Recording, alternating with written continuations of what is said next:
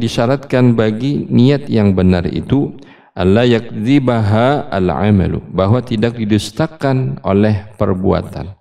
Ketika kita berniat, jangan sampai tidak sesuai dengan perbuatan kita. Tidak sesuai dengan perbuatan kita.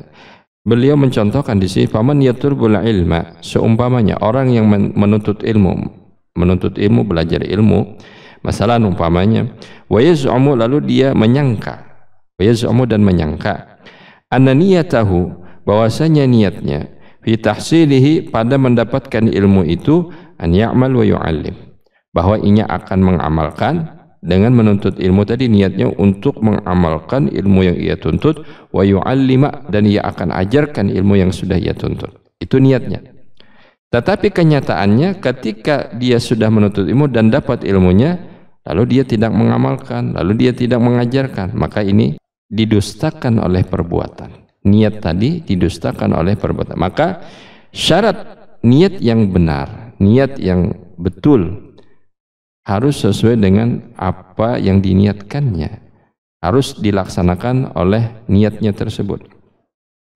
Fa illam yaf'al dzalika, maka jika dia tidak memperbuat niatnya tadi, niat menuntut ilmu untuk mengamalkan dan mengajar, kemudian dia tidak memperbuat melaksanakan niat tersebut, inda tamakkuni minhu, ketika mampu untuk melaksanakan. Bersalahan ketika orang yang misalnya seumpamanya dia berusaha, lalu dengan niat usahanya itu saja aku berusaha mencari rezeki yang halal, maka lebihannya akan diniatkannya untuk sedekah,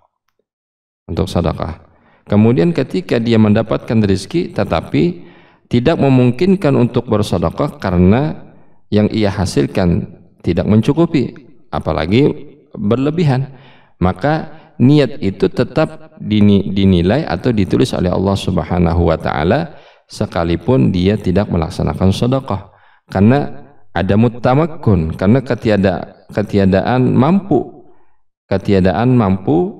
untuk melaksanakan niat tadi.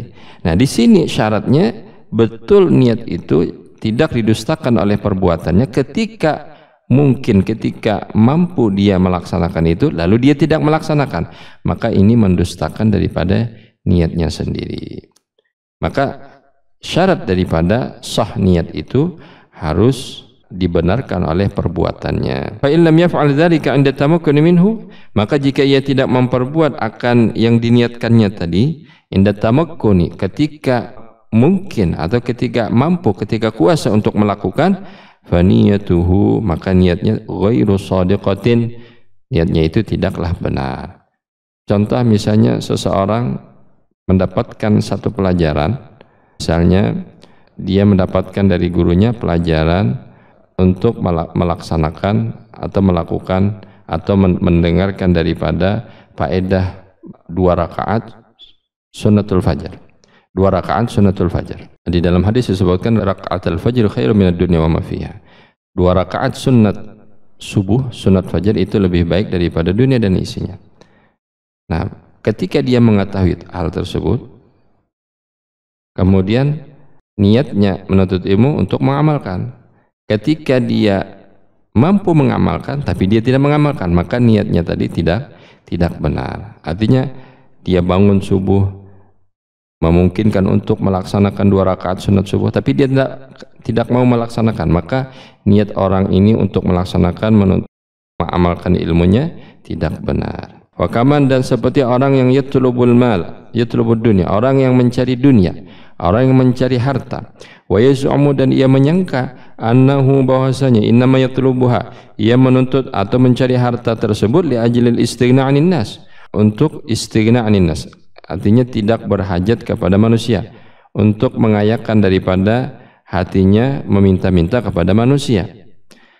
Wa tasadduqi, dan niatnya mencari dunia untuk bersedekah, hartanya tadi disedekahkan alal muhtajin, atas orang-orang yang memerlukan. Wasilatul aqrabin, atau menghubungi keluarganya.